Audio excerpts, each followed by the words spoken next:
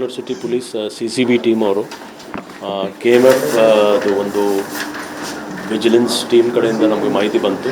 So ಜಂಟಿಯಾಗಿ CCB ಮತ್ತು KMF team ಅವರು ಒಂದು ಪ್ರಕರಣ ನಾವು ಡಿಟೆಕ್ಟ್ ಮಾಡಿದ್ದೀವಿ. ಅದರಲ್ಲಿ 3 ಜನಕ್ಕೆ ನಾವು ಅರೆಸ್ಟ್ ಮಾಡಿದ್ದೀವಿ, 4 ಜನಕ್ಕೆ ನಾವು ಡಿಟೈನ್ ಮಾಡಿದ್ದೀವಿ. ಕ್ವೆಶ್ಚನಿಂಗ್ ನಡೀತಾ ಇದೆ.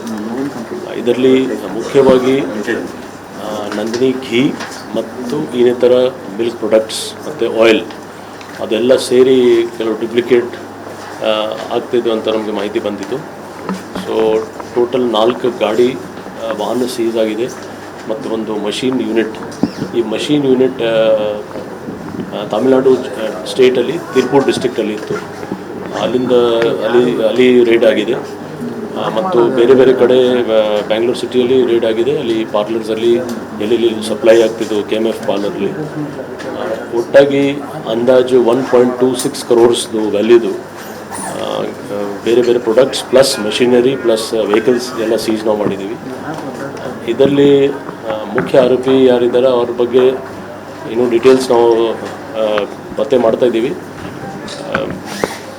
ಇನಿಷಿಯಲ್ ರಿಪೋರ್ಟ್ ಪ್ರಕಾರ ಇದು ಹಳೆ ಇದೇ ರೀತಿ ಅವರು 2021 ಮತ್ತು 2018 ಕೂಡ ಮಾಡಿದ್ದಾರೆ ಅವರು. ಸೊ ಯಾವ ರೀತಿ ಇದು ನಡೆದಿದೆ ಮತ್ತು ಈಗ ಏನೇನು ಮಾಡ್ತಾರೆ ಅದರ ಬಗ್ಗೆ ತನಿಖೆ ಇನ್ನು ಮುಂದೆ ನಾವು ಮಾಡ್ತೀವಿ.